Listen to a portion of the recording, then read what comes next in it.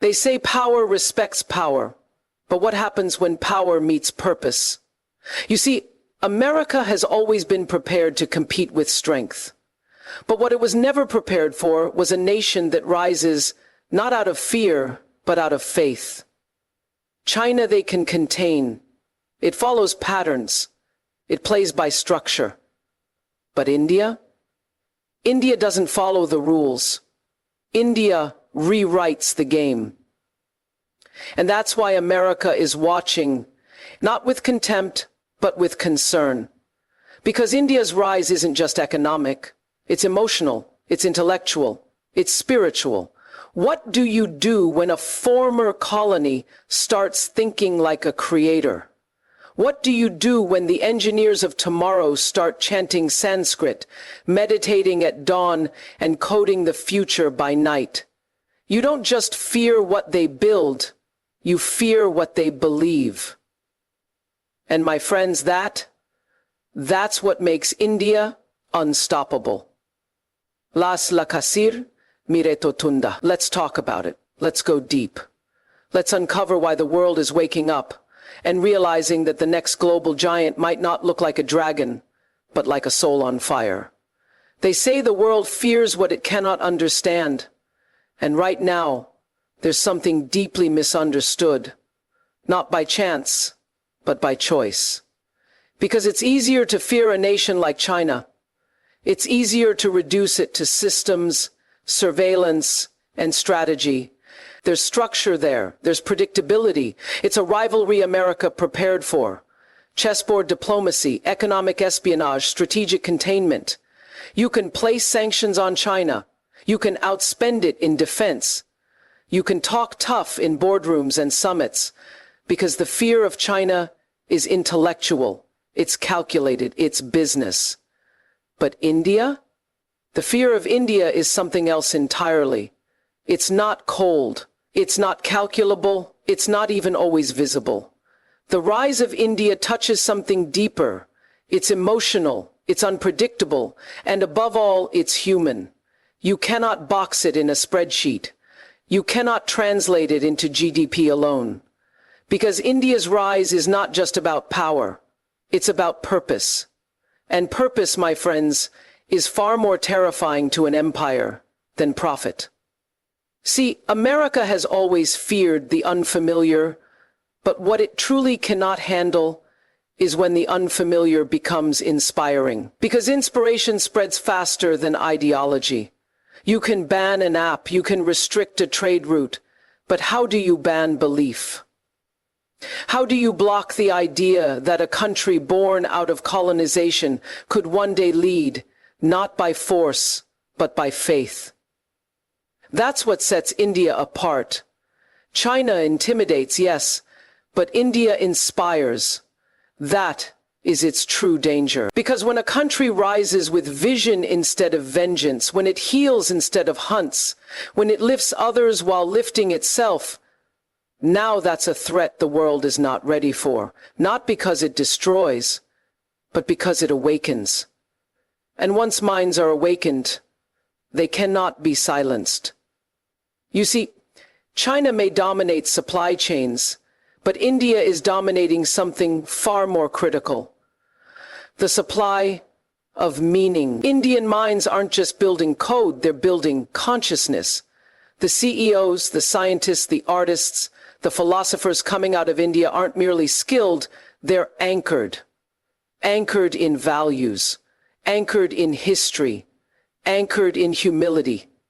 And let me tell you, power with humility, that shakes the very foundation of Western superiority. India is rising with a different kind of software, not just the digital kind, but the internal one, the ancient one. The one that reminds the world that 1 billion people chanting peace, practicing patience, and living with purpose is far more powerful than a nuclear arsenal. You don't fear missiles in the sky when minds are lighting fires in the soul. And that's why America, for all its military might and economic muscle, is watching India closely, not because it doesn't understand it, but because it does. It sees the glimmer of a nation not trying to mimic the West, but trying to awaken the best of the East. And that vision, that refusal to become a copy, that insistence on rising as India, not as a version of someone else, is exactly what unsettles the power centers of the West. Because when a nation rises with originality, you can't compete with it. You have to rethink your whole identity. That's the real fear. India is not just becoming stronger, it's becoming clearer. It knows who it is.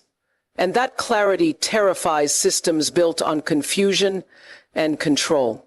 America looks at China and sees a predictable opponent, but it looks at India and sees a mirror reflecting back its own history, its own hypocrisy, and its own hunger for renewal. Because India is not chasing dominance, it's chasing Dharma, a higher moral order. And in a world addicted to dominance, Dharma is a revolution. This is why the rise of India is not just geopolitical, it's personal. It makes the world question what power should look like. Should it be silent or soulful?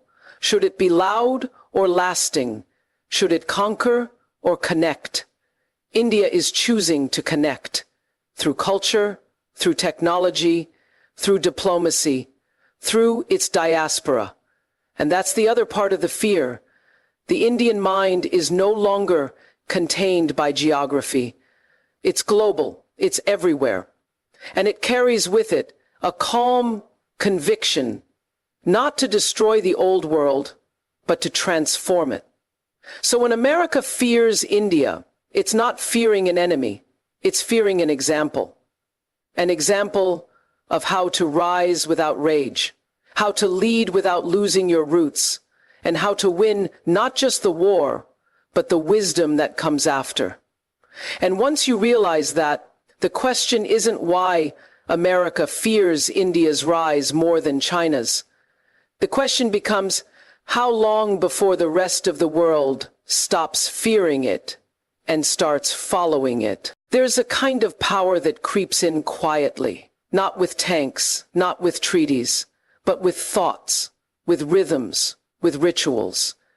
It doesn't kick down your doors, it walks in through your yoga class. It sits across from you in the boardroom. It sings in your headphones, prays in your neighborhood, builds in your tech labs, and before you know it, it's everywhere.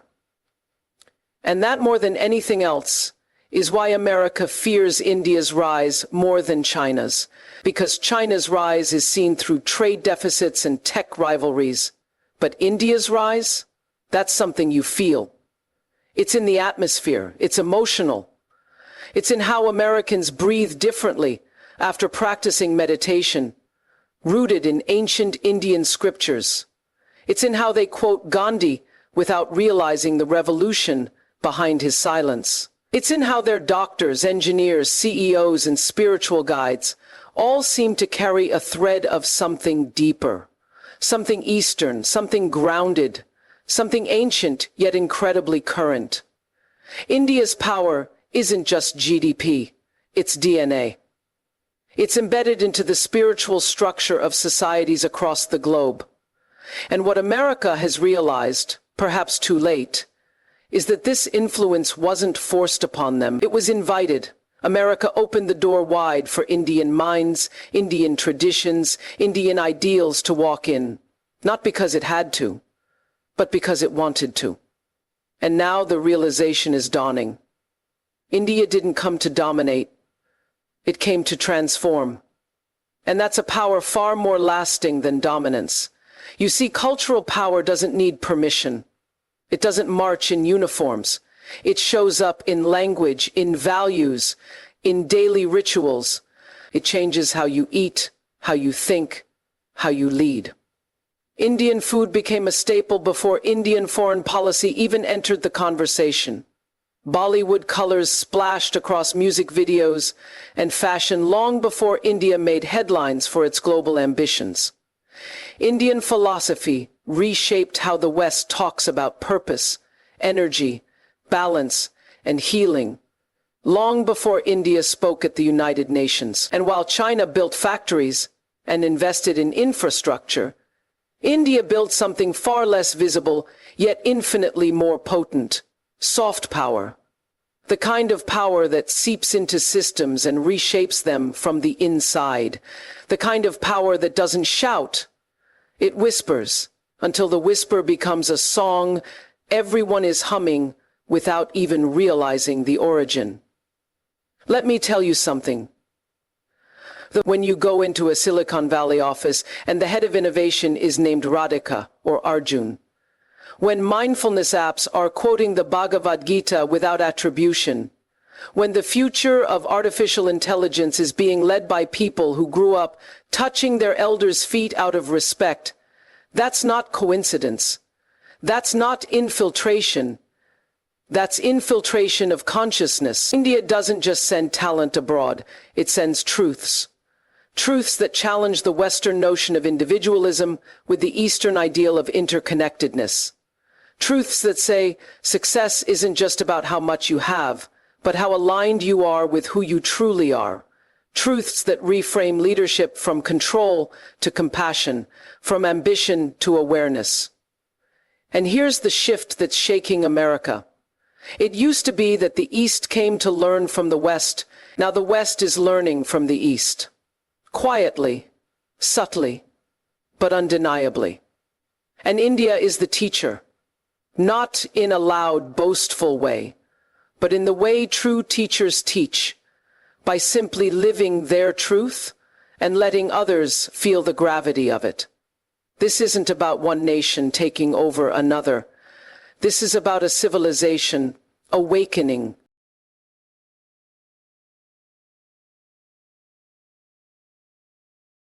In global consciousness. This is about a country that was once written off as poor, chaotic, backward, now becoming the source of wisdom, innovation, and resilience for an entire planet that's starving for meaning. And so, America doesn't just fear India's rise because of its growing economy or its space program or its demographic dividend. It fears the shift that, the cultural, moral, spiritual shift that India represents. A shift away from consumerism toward consciousness. A shift from domination to dialogue. A shift that says the future doesn't belong to whoever shouts the loudest. It belongs to whoever listens the deepest. Because when young Americans begin quoting Indian saints instead of Silicon moguls, when self-help books start sounding more like the Upanishads, when success is redefined through stillness instead of stress, that's when you know something irreversible is happening.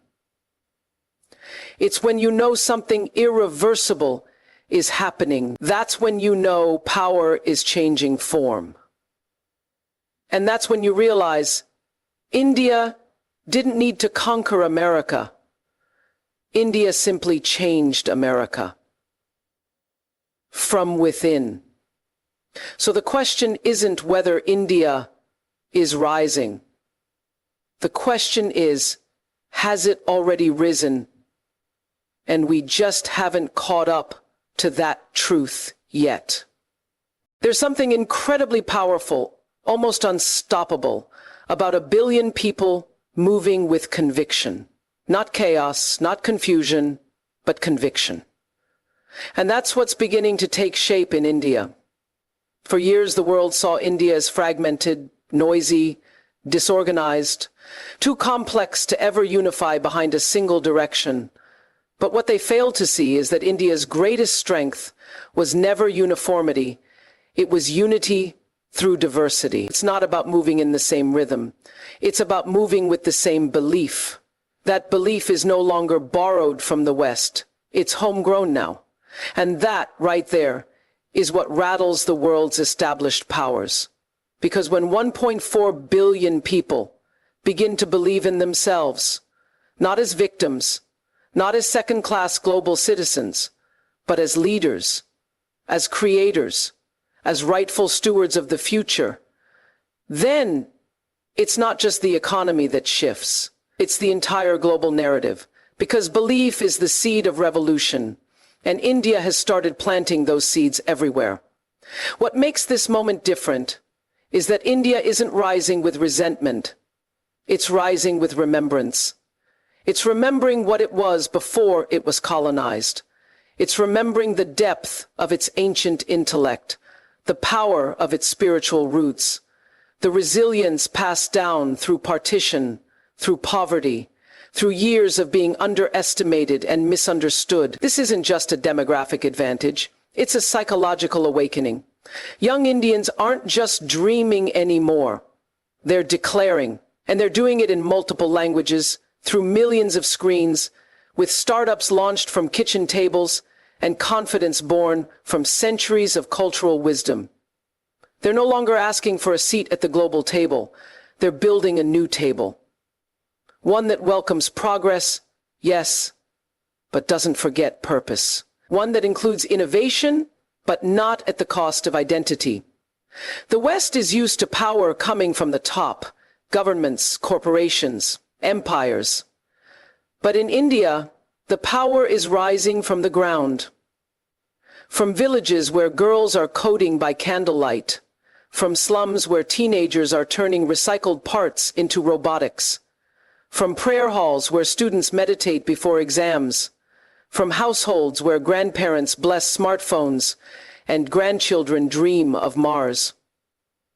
Today we're confronted with a situation where great and powerful scientists can bless smartphones and grandchildren dream of Mars. This isn't a centralized revolution. It's a distributed one. And that's why it can't be stopped. Because it doesn't rely on one leader, one party, or one city. It lives in the hearts of millions. What unnerves America is that this isn't the rise of a regime. It's the rise of a mindset. It's not fragile because it's not forced. It's not reactionary because it's not built on revenge. It's steady, it's deep, and it's soaked in spiritual endurance. Unrevengeful. That kind of strength doesn't burn out. It builds over generations. It remembers its roots, even as it stretches toward the stars. And look closely. You'll see it everywhere. You'll see it in the way Indian engineers are quietly reshaping the digital infrastructure of the world. You'll see it in the way Indian women are stepping into boardrooms with saris and strategy. You'll see it in the way Indian farmers are using drones while reciting mantras. There is no contradiction here, only convergence. The spiritual and the scientific, the traditional and the futuristic, the ancient soul and the modern mind, walking hand in hand without apology. That's what makes this rise so unsettling to those who've long dictated the rules of power. Because India's rise isn't transactional, it's transformational. It's showing the world a new way to grow, not through fear, not through force. From medicine to media, finance to philosophy, they are no longer shy about their identity. They're owning it, because belief isn't just a local currency anymore. It's global. What America sees and what it fears is that belief like this cannot be bought. It cannot be imposed. It can only be awakened. And once awakened, it spreads. Because people don't just follow power, they follow purpose. And when they see 1 billion people rising, not with aggression, but with grace, not with entitlement, but with excellence, something shifts in the world's consciousness. And yes, there will still be challenges. India still faces poverty, polarization, and political unrest. But belief is what turns obstacles into opportunities. When a nation starts believing deeply enough, it stops waiting for the world to validate its worth. It stops negotiating with its own history. It stops apologizing for its ambition. And that's where India is now. Not perfect, but ready. Not finished, but focused. The rise of India is not just the rise of a country. It is the rise of a consciousness. It is the return of a voice that was silenced for too long. And now that it has returned, it is not asking for permission to be heard. It is speaking, not just to impress the world, but to inspire it. Because once belief takes root in a billion hearts, the world no longer asks if change will come. It asks, how soon?